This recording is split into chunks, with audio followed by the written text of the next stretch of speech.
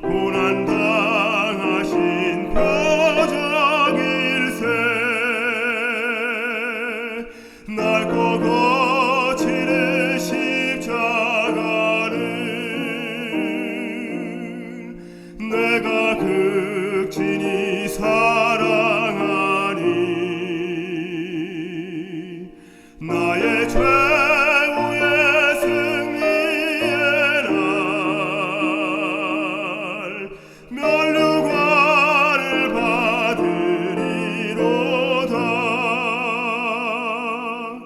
세상 멸시받은 주의 십자가가 나의 마음을 끄는 것은 하늘 영광 대신 십자가를 지신 주의 사랑의 힘이로다. 낡고 거칠은 십자가를 내가 극진히 사랑하니 나의 최후의 승리의 날 면류관을 받으리로다. 붉은 피로 물든 거친 십자가가 나의 눈앞에 존귀함은 나의 죄를 씻어 성별하시려고 주가 보혈을 흘림일세. 낡고 거칠은 십자가를 내가 극진히 사랑하니 나의 최후의 승리의 날 면류관을 받으리로다.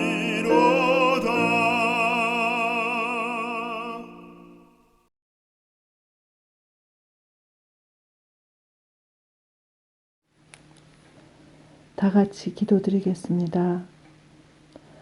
하늘에 계신 거룩하신 아버지, 주님께서 특별히 구별하시고 제정하신 거룩한 시간 속에 저희를 부르시니 감사 기도드립니다.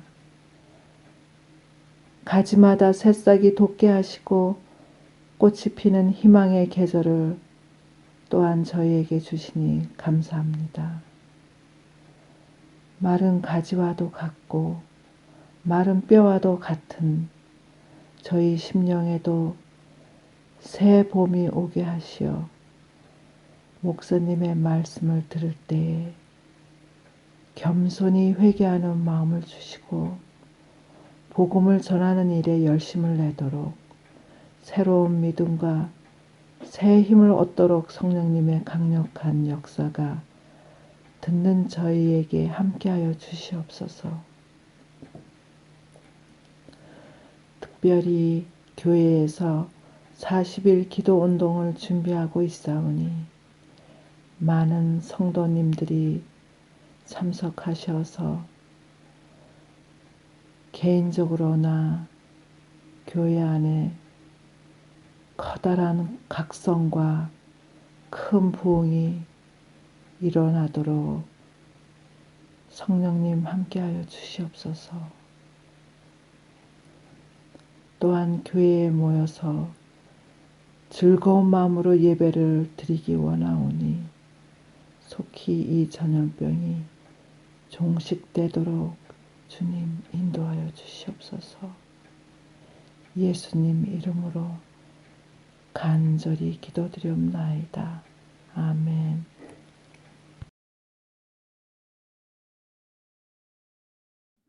안녕하세요. 놀스베이 성도 여러분. 이 안식일에 여러분들과 함께 말씀을 나눌 수 있게 되어서 대단히 감사하게 생각합니다. 지난 1년이 넘도록 온 세계가 코로나로 인하여서 많은 어려움을 겪었는데 오늘까지 이렇게 건강한 모습으로 또 여러 가지 교회 활동이 자유롭진 못하지만 나름대로 열심히 신앙생활 하시고 또 교회 활동을 하고 계시는 여러 성도님들의 노고와 또 함께 협력하신 모든 분들로 인해서 참 감사하다는 말씀을 드리고 싶습니다. 이 노스베이 교회가 이전에 그 열심 있는 활동으로 돌아갈 수 있는 날이 빨리 올 수 있기를 바라면서 오늘 여러분들과 함께 선한 영향력을 가진 교회라는 제목으로 함께 말씀을 나눠보려고 합니다. 저는 오늘 저의 고향 교회의 이야기를 여러분들과 함께 나눠보려고 합니다. 저의 집에는 제가 미국 올 때 가지고 온 유물과 같은 책이 하나 있습니다. 가죽 표지로 되어 있는 책인데 이 책은 여러분들 자세히 보시면 글씨를 확인할 수 있지만 신약 전서라는 그런 글씨가 보이시죠? 1913년에 미국 성서공회에서 만들어진 지금으로부터 약 108년 전에 그 한글로 인쇄된 그러한 신약 성경 책이 한 권 있습니다. 아마도 이 책은 저희 할아버지 혹은 할머니가 사용하셨던 책으로 보이는데 제가 할아버지 할머니 생전에 이 책의 존재를 몰랐어요. 그래서 돌아가시고 난 다음에 이 책을 제가 찾았기 때문에 할아버지의 서재에서 찾았기 때문에 살아계실 동안에 어떻게 이 책이 할아버지 손에 들어왔고 또 보존이 되었는지 이 최초에는 어떤 분이 읽던 책이었는지 그것을 제가 알진 못하지만 이 책을 보면 이 제 고향이 강화도인데 그 강화도의 옛날 선조들이 갖고 있었던 신앙에 대해서 굉장히 관심과 궁금증을 갖게 만드는 그러한 성경책입니다. 이 성경책에 보면 오른쪽에 시 같은 것들이 쓰여져 있어요. 이 성경책 내부에 있는 시가 쓰여 있기도 하고요. 또 이 성경 책갈피가 저렇게 들어있기도 합니다.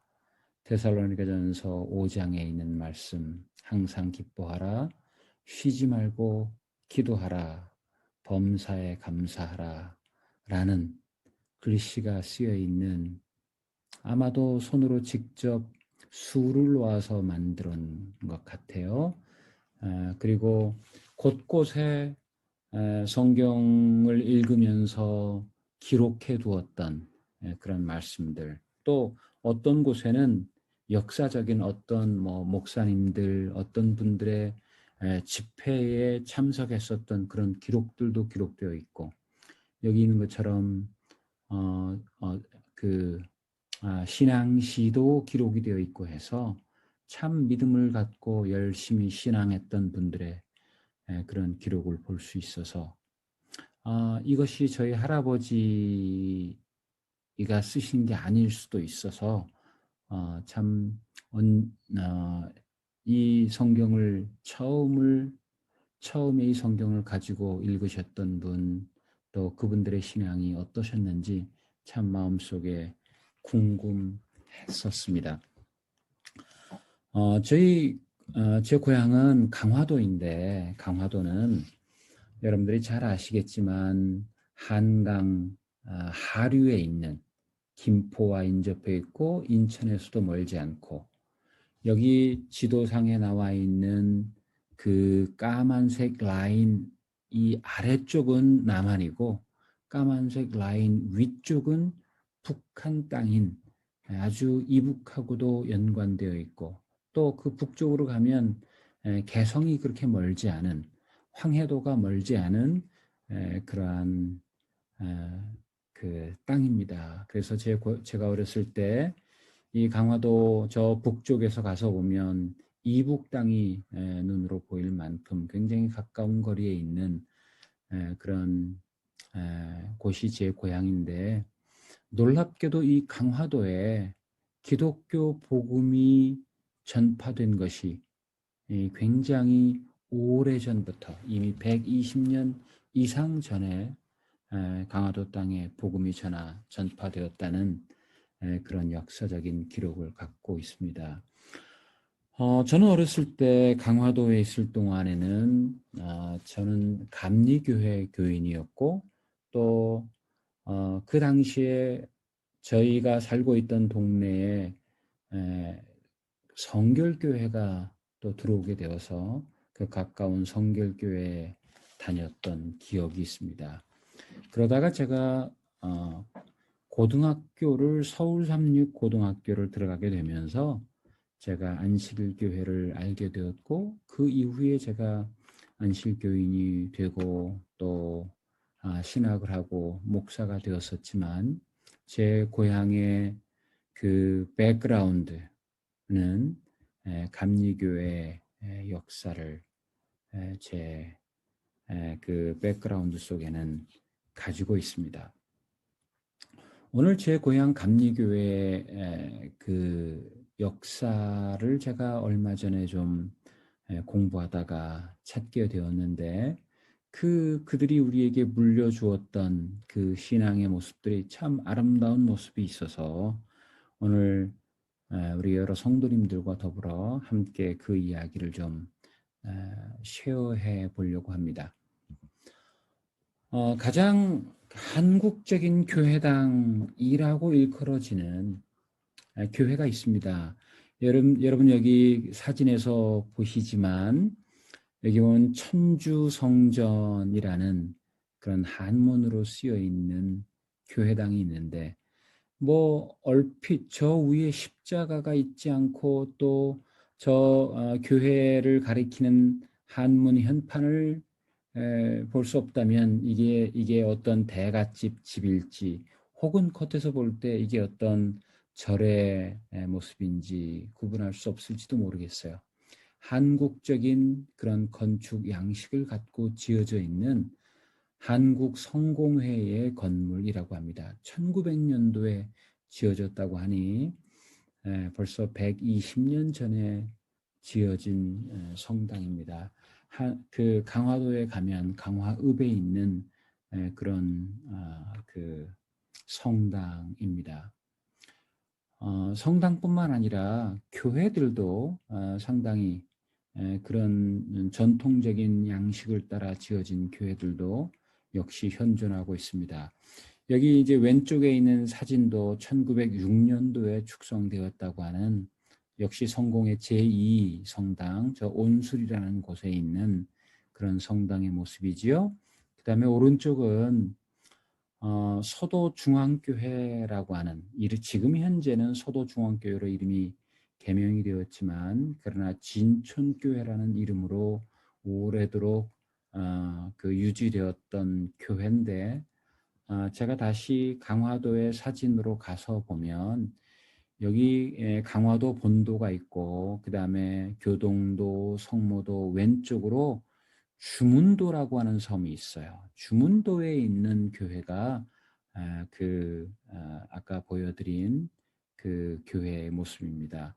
사실은 제가 이 강화도에서도 여기 그 왼쪽에 있는 주문도 바로 옆에 있는 보름도라는 섬에서 제가 국민학교 1학년부터 5학년까지를 다녔기 때문에, 그래서 5년 동안을 그 작은 섬에서 살았었습니다. 그래서 그쪽은 저에게도 참 많은 관심 있는 곳인데, 그 주문도에 있는, 그 옆에 있던 주문도에 있는 교회가 여기 진촌교회라는 오른쪽에 있는 붉은 대문을 갖고 있는 교회의 모습이 아직까지도 저 모양을 갖추고 있다고 합니다. 물론 새로운 교회 건물이 완성이 되어서 저기는 지금 현재는 그렇게 대예배를 드리는 곳으로 활용되고 있지는 못하지만 아직도 그런 모습을 갖추고 있는 그런 모습입니다. 강화도 선교 역사에 있어서 최초의 교인은 이승환이라는 분이라고 그래요. 이승환 씨는 본래 강화도 저 북부 지방에 있는 그 곳에 살던 분이었는데 이분이 인천에 가면 제물포라는 곳이 있습니다. 사실 한국 기독교 교회 역사에 있어서 그 선교사들이 배를 타고 제물포항을 통하여서 한국에 들어오게 되었는데 그 감리교회는 아펜젤러 선교사 또 장로교는 언더우드 선교사 이런 분들이 들어와서 이제 한국 개신교 기독교 선교 역사가 시작이 되었는데 그 이 이승환이란 분이 그 인천에 뭐 아마도 고향에서 여러 가지 형편이 그렇게 넉넉지 않았기 때문에 좀 더 사람이 많은 인천에 가서 돈을 벌러 나갔던 것 같아요. 그래서 인천에서 제물포에서 주막을 하고 있다가 교회를 다니게 되었다고 합니다. 그때 당시에 존스라고 하는 선교사님이 오셔서 그 교회를 돌보고 계셨는데 그 교회를 다니게 되었다고 그래요. 그래서 교회를 꾸준히 잘 나오니까 선교사님이 이 이승환 씨에게 이제 세례를 받고 교인이 되라고 했답니다. 그랬더니 이승환 씨가 두 가지 이유 때문에 자기는 세례를 받을 수 없다고 했다고 그래요.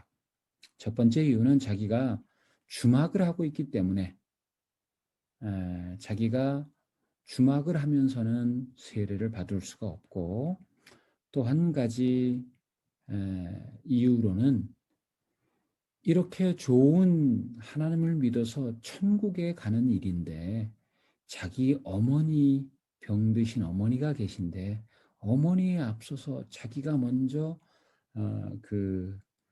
세례를 받는 것을 자기는 못하겠다고 그랬다 그래요. 선교사님은 그러면 직업을 바꿀 수 있지 않느냐 했는데 당시에는 그렇게 금방 바꿀 수가 없었다고 그래요. 결국 나중에 이 이승환은 자기 고향으로 돌아갑니다.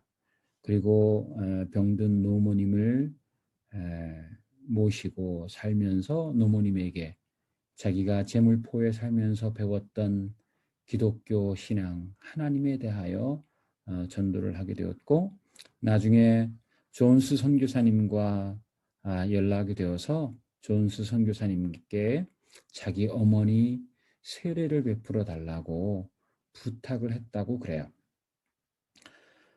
그래서 그때 당시만 해도 배를 타고 가야 하는 뭐 지금처럼 그렇게 좋은 배도 아니고 어쩌면 나룻배 같은 그런 작은 배를 타고 여행을 해서 제물포에서 강화 저 북부에 있는 저 교산교회라고 쓰여 있는 이 지역입니다. 그 북부에 있는 그 지역까지 배를 타고 왔는데 이 강화도는 외세 침략을 많이 받은 곳이었기 때문에 특별히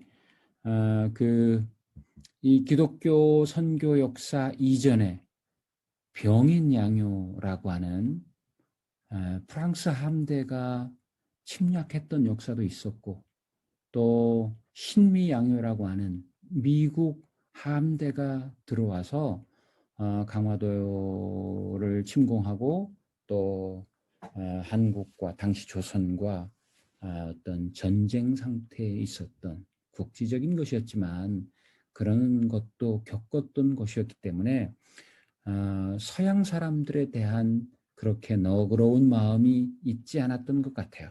그래서 이 이승환이 자기 선교사 존스 선교사가 자기 어머니에게 그 세례를 주시기 위하여 자기 동네로 들어와야 되는데 배를 타고 오셨는데 그때 당시에 그 동네에 그 유명한 그 어,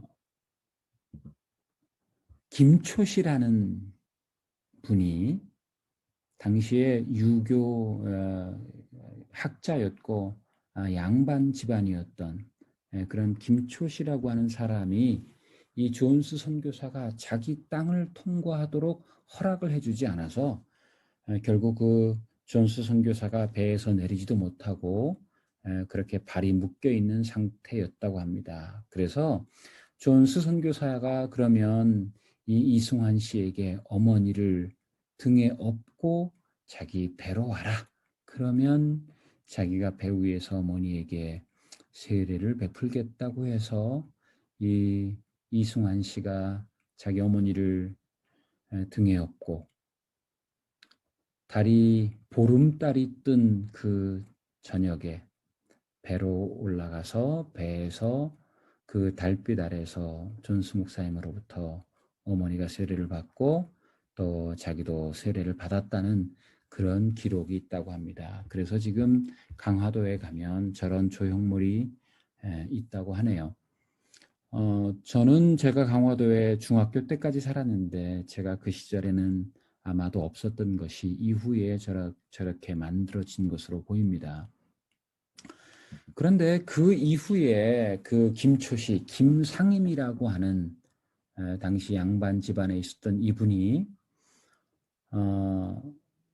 이승환 씨가 살던 증산이라는 곳, 시루목에서 이제 그래서 그 기독교 집회가 열리기 시작했는데 나중에 이 김상임 양반이었던 이분이 찾아가서 도대체 당신들이 믿는 그 예수교 이 사람들을 그 사람들에게 가서 이 예수기를 믿는 이승환이나 이 사람들에게 조금 깨우침을 줘야겠다. 그런 서양 그 종교에 대해서 이것이 잘못됐다는 것을 알려줘야겠다고 해서 갔다가 거기서 한문 성경을 구해서 읽다가 스스로 깨달아서 기독교인이 되기로 결심했다고 하는 거예요.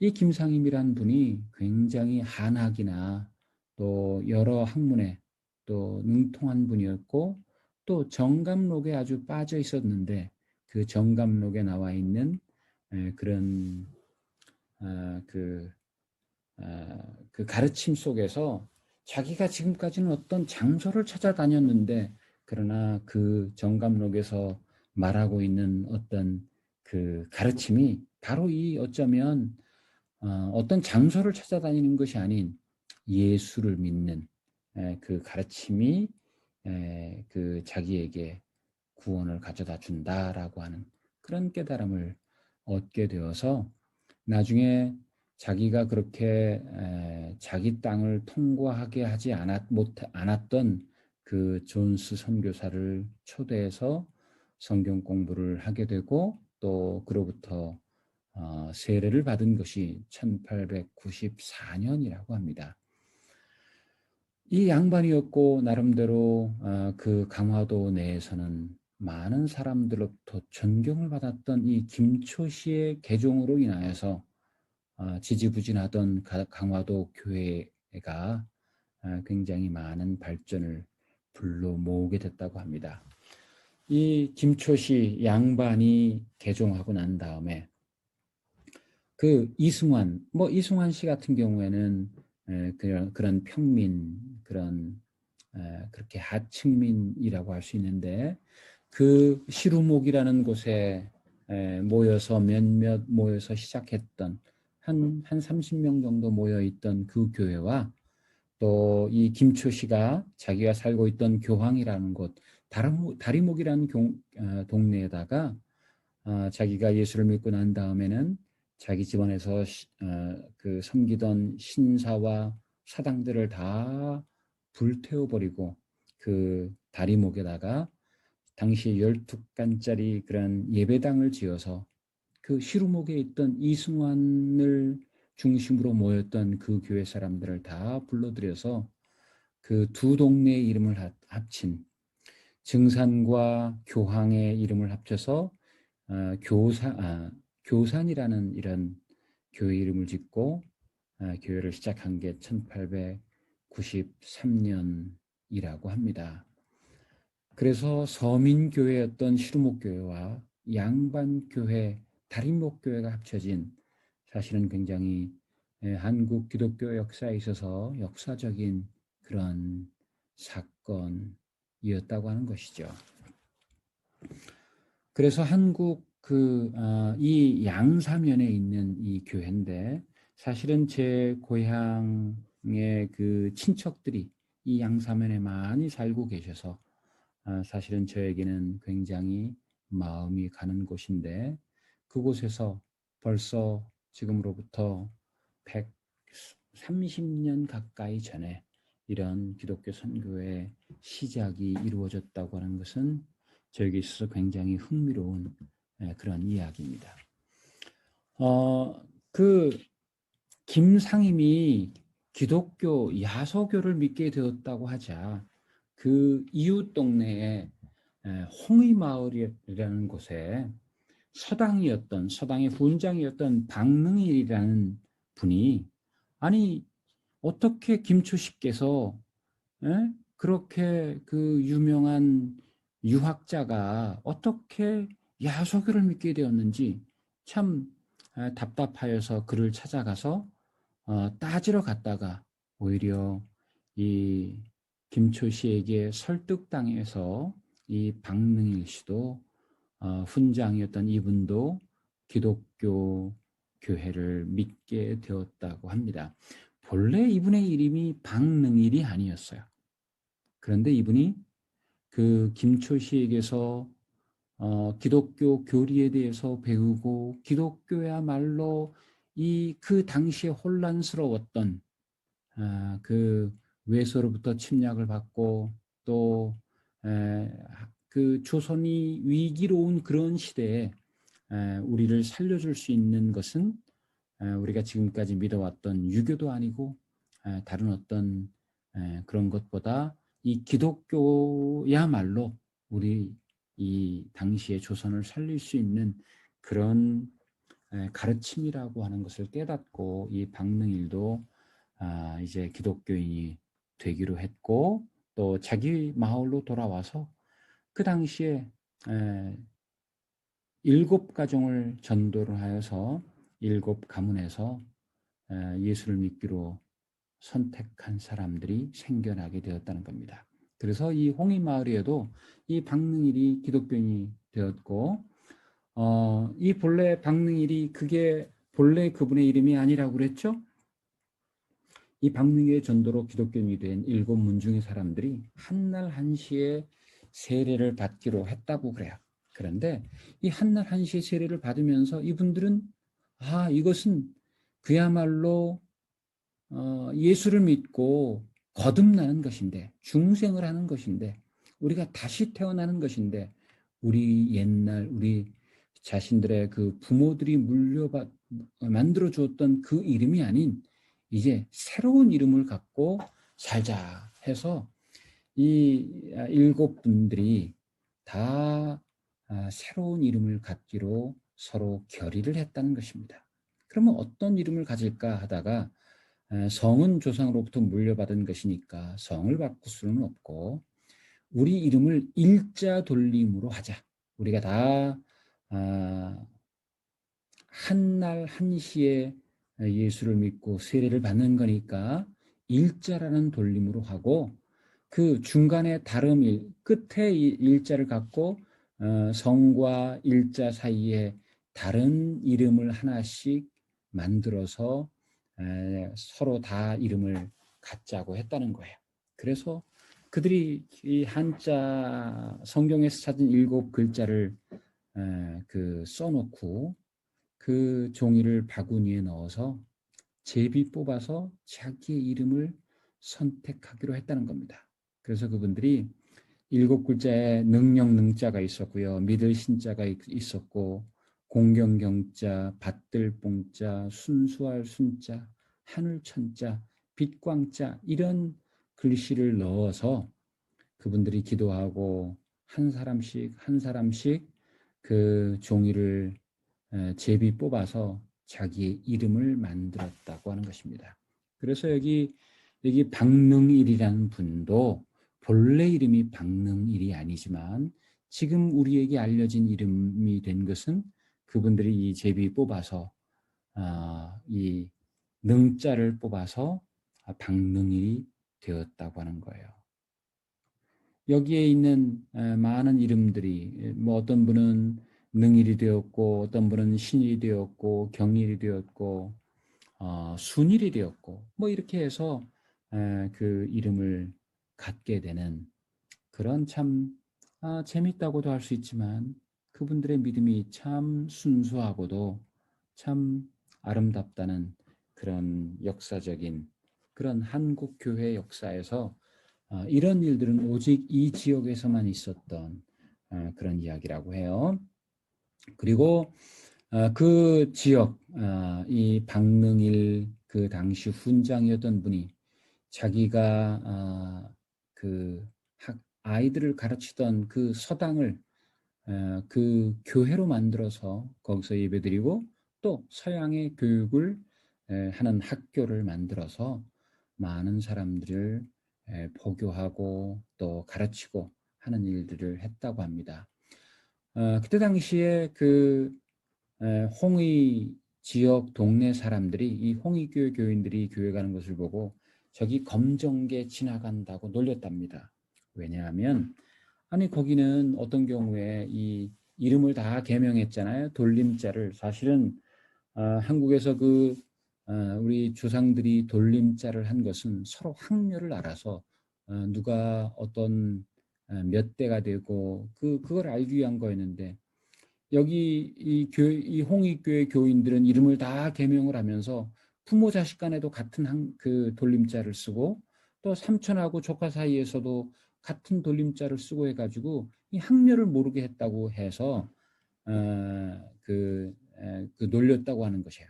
그리고 당시 홍익교회 교인들은 예수를 믿고 난 다음에 당시 우리 한국 사람들은 하얀 옷을 입지 않았습니까? 백의 민족이었으니까. 그런데 사실 이 하얀 옷이라는 게 참 불편하기도 하고 또 이분들이 예수를 믿고 난 다음에 자기들이 죄인이라는 사실을 깨닫고 죄의 상징으로 당시의 옷을 검은색으로 물들여 입고 다녔다고 그래요. 그래서 많은 사람들이 홍익교회 교인들이 교회 가는 걸 보고 검정개 지내게 한다 하면서 놀렸다는 그런 이야기가 있습니다.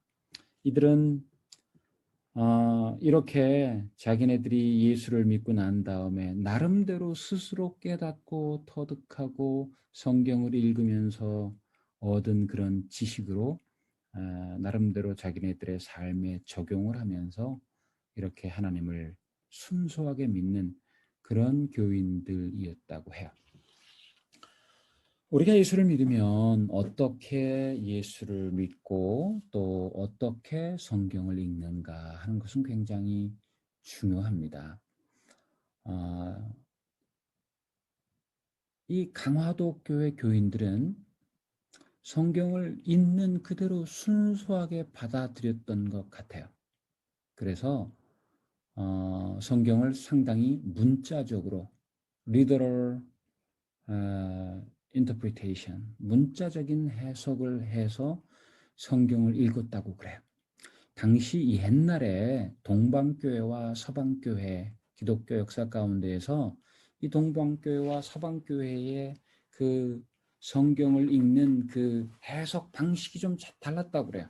안디옥 같은 동방 아시아 쪽의 교회들은 성경을 상당히 문자적으로 읽었고 당시 서방교회였던 저 아프리카 북부에 있었던 이 알렉산드리아 교회가 상당히 유명한데 거기는 좀 알레고리칼하게 좀 비유적으로 성경을 해석하기도 했다고 그래요.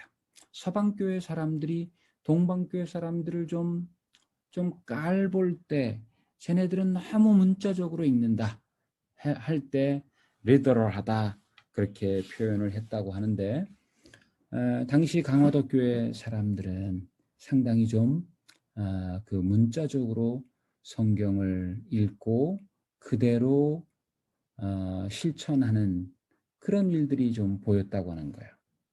서양의 선교사들이 한국에 와서 특별히 이 강화 지역에 와서 복음을 전했는데 성경을 가르치고 했는데 이 지역 사람들을 보니까 좀 자기네들이 볼 때 조금 이 문자적으로 치우쳐 있더라는 거예요.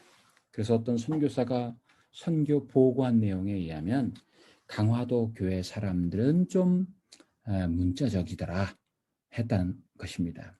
그 예로 한 교회 전도사가 그 자기 동네에서 전도를 하는데 그 교회 그 동네에 맹인이 있었다고 그래요.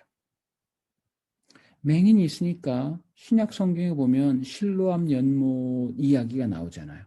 한 맹인에게 예수님께서 침을 뱉어 그 진흙을 개어서 그 눈에다 바르고 실로암 못에 가서 씻으라 했더니 그 소경이 눈을 뜨고 보게 되었다는 그 이야기를 읽은 그 당시 강화 어느 지역의 전도사가 한 번은 그 마을의 맹인에게 침을 뱉어서 개 가지고 그 눈에다 바르고 그 눈은 띄어지기를 기도하는 이런 일들이 있었다고 하는 거예요.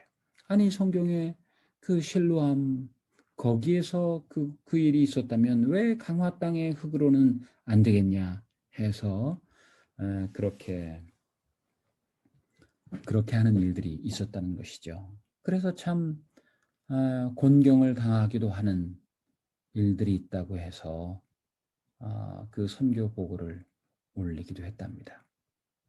그런데 이 선교사님의 보고 가운데에는 하지만 그들의 이런 문자적인 성경 해석이 꼭 나쁘지만은 않다 하면서 다른 이야기를 소개하기도 했답니다.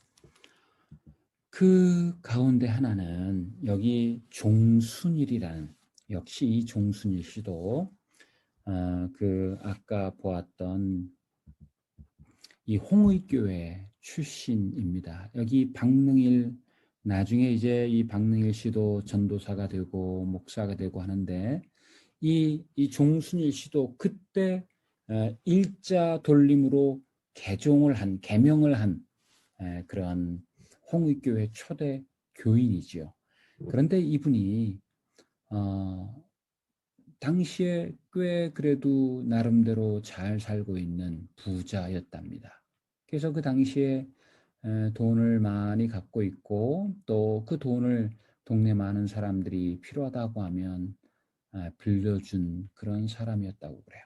그런데 이 종순일 씨가 성경을 읽다가 보니까 마태복음 18장, 19장 이런 데 읽다 보니까 1만 달란트 빚진 사람에 대한 그런 이야기를 읽은 거예요.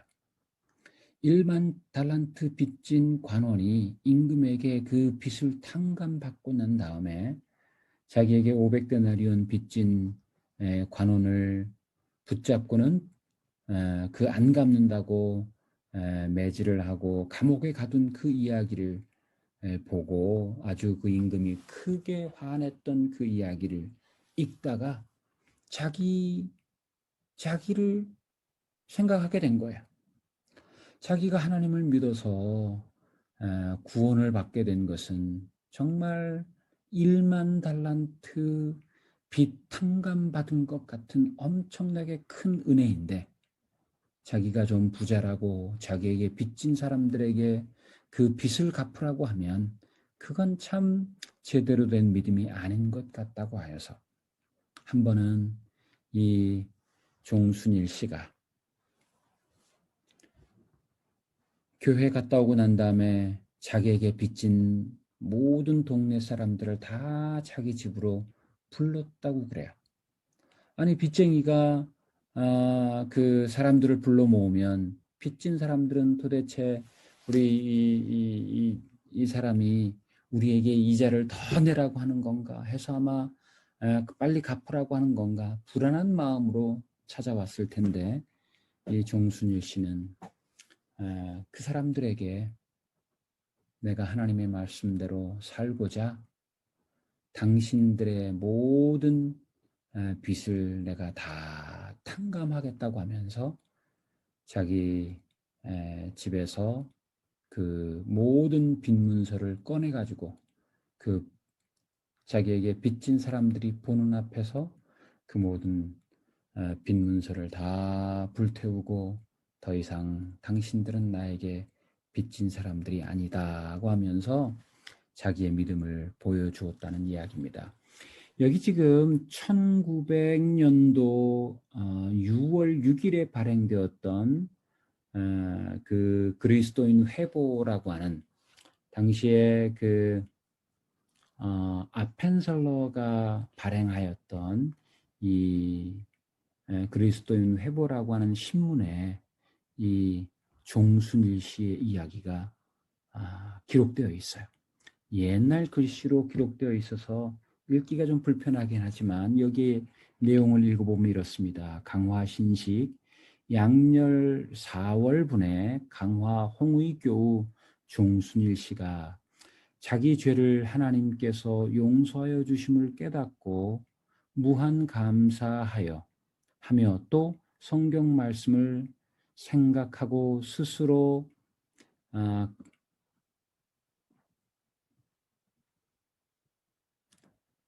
깨달아 스스로 가로되 하나님께서 나의 천만냥 빛을 탕감하여 주셨으니 나도 남이 내게 빚진 것을 탕감하여 주리라 하고 빚진 사람들을 모두 청하여 놓고 성경 말씀으로 연설하여 전도한 후에 빚준 문서를 그 사람들 앞에서 즉시 불을 놓으니 탕감하여 줌을 입은 자들이 크게 감복하여 영화를 하나님께 찬송하고 서로 공론하되 세상 사람이 번디 없던 빚도 있다 하여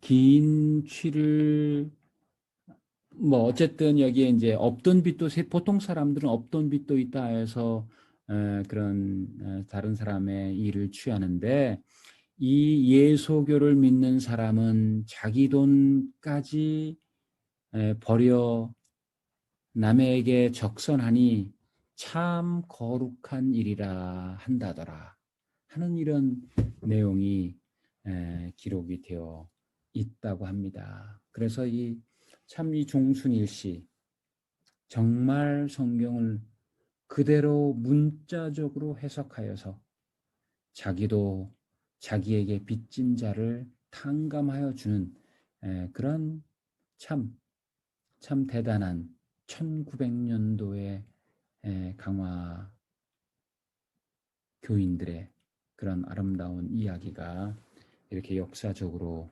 전해지고 있다는 것이죠.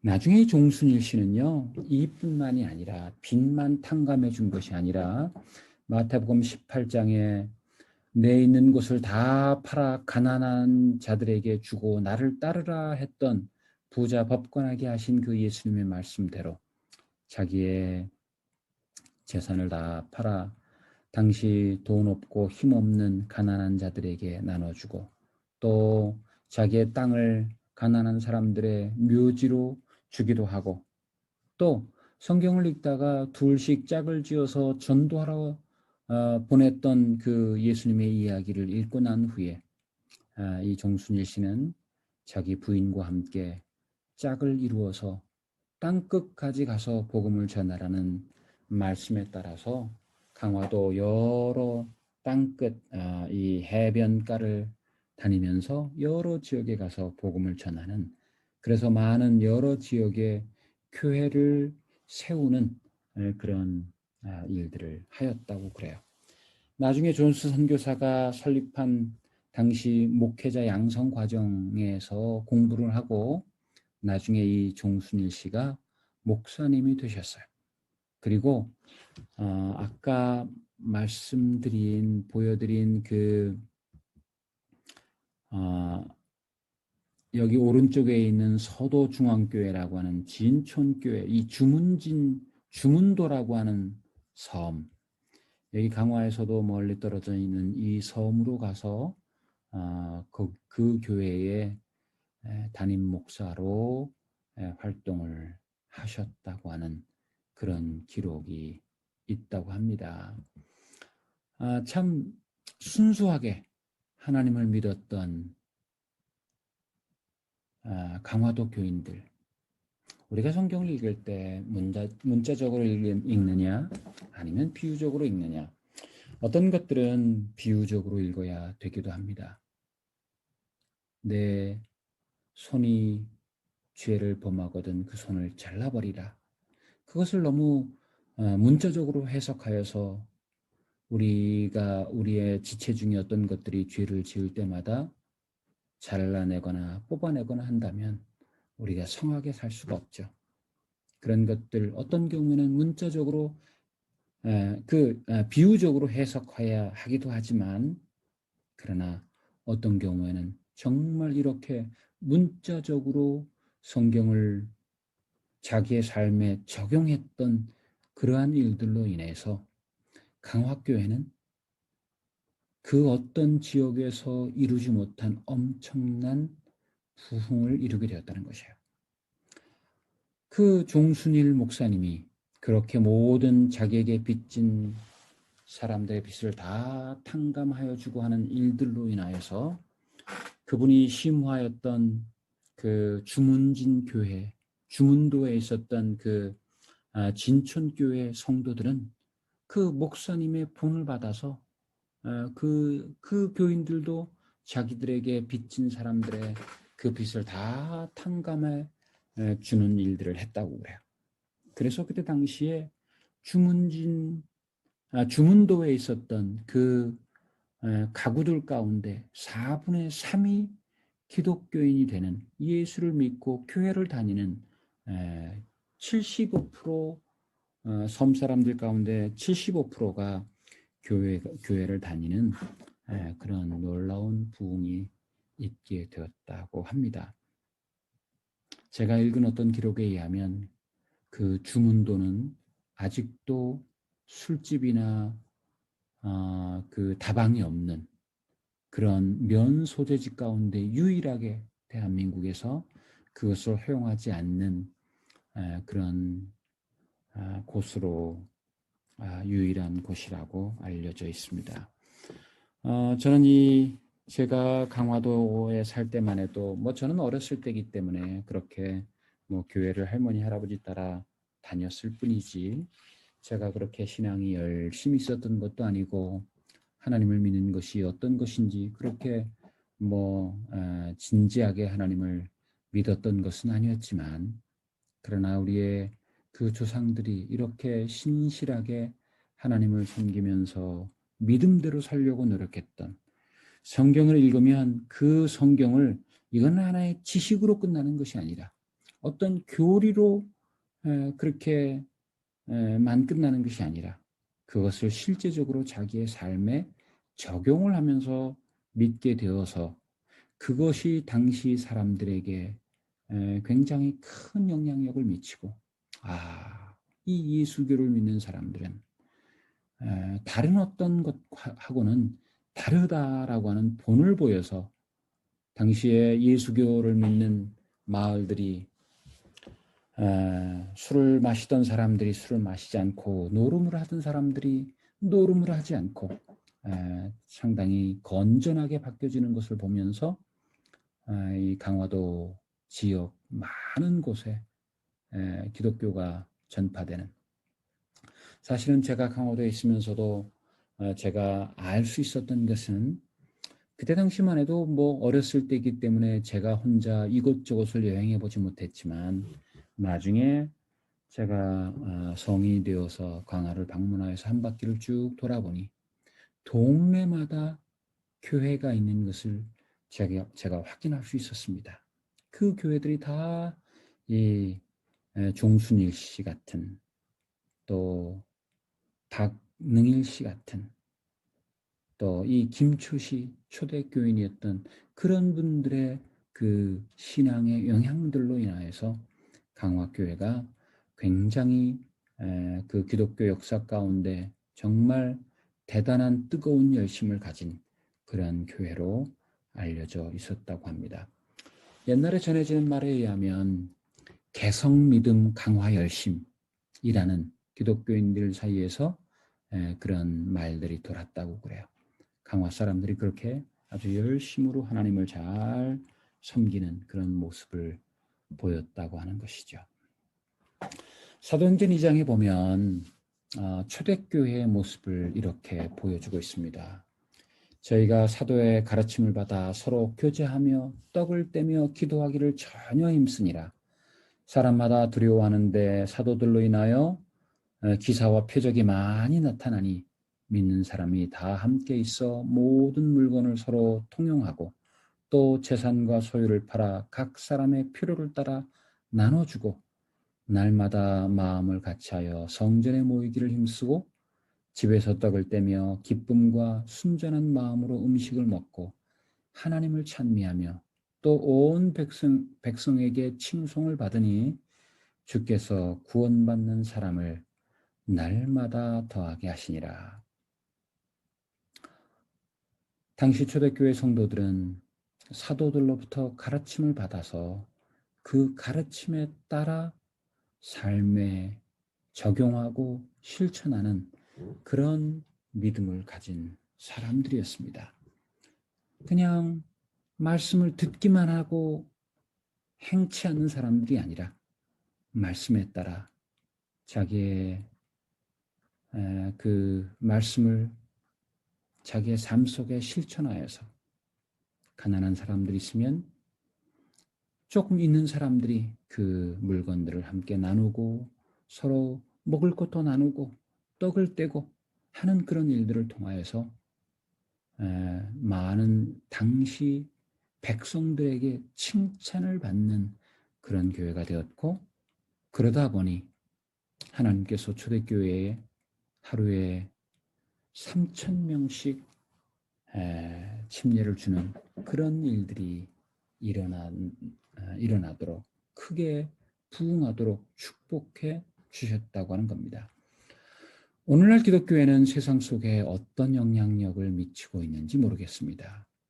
오늘날 재림교회는 세상 사람들에게 어떤 모습으로 비춰주고 있고 세상 사람들은 우리 재림교회를 어떻게 평하고 있는지 우리 스스로 한번 생각해 보아야 한다고 여겨집니다. 우리가 우리의 후대에게 물려줄 수 있는 신앙의 유산이 있다고 하면 그것은 어떤 것인지, 교회가 후대들에게 교리만 물려주는 것이 아니라 정말 세상 사람들로부터 칭송받을 수 있는 우리의 아름다운 신앙의 모습을 물려줄 수 있다고 하면 그것들은 우리가 믿는 어떤 신조나 가르침보다 훨씬 더 큰 영향력을 세상에 미쳐서 이 우리 교회가 세상 사람들이 필요로 하는 교회, 정말 자기네들이 필요할 때 이 교회를 찾고 의지할 수 있는 그런 아름다운 교회가 되리라고 여겨집니다. 바라기는 우리 노스베이 교회가 물론 지금까지 그렇게 선한 영향력을 가지고 많은 우리 한인들을 섬기는 그런 교회의 역할을 잘 감당하신 것을 누구보다도 저도 잘 알고 있습니다. 앞으로도 이 세상이 필요로 하는 아름다운 그런 교회의 모습으로 봉사하고 섬기며 또 그리스도의 영향력을 이 세상에 끼치는 아름다운 교회가 되시기를 간절히 바라는 마음으로 제 고향교회 이야기와 더불어 여러분들과 함께 말씀 나누었습니다. 이 코로나 상황이 잘 정리가 되고 마무리되어서 이제 정상적으로 대면 예배가 드릴 수 있는 그런 때가 되면 또 여러분들을 뵐 수 있는 그런 기회가 오기를 바라면서 오늘 말씀을 마치도록 하겠습니다. 이 안식일 모든 성도님들에게 하나님의 큰 은혜가 함께 하시길 바라고 또 여러분들 가정에 하나님의 귀한 축복 함께 하시기를 바라면서 말씀을 줄이겠습니다. 감사합니다.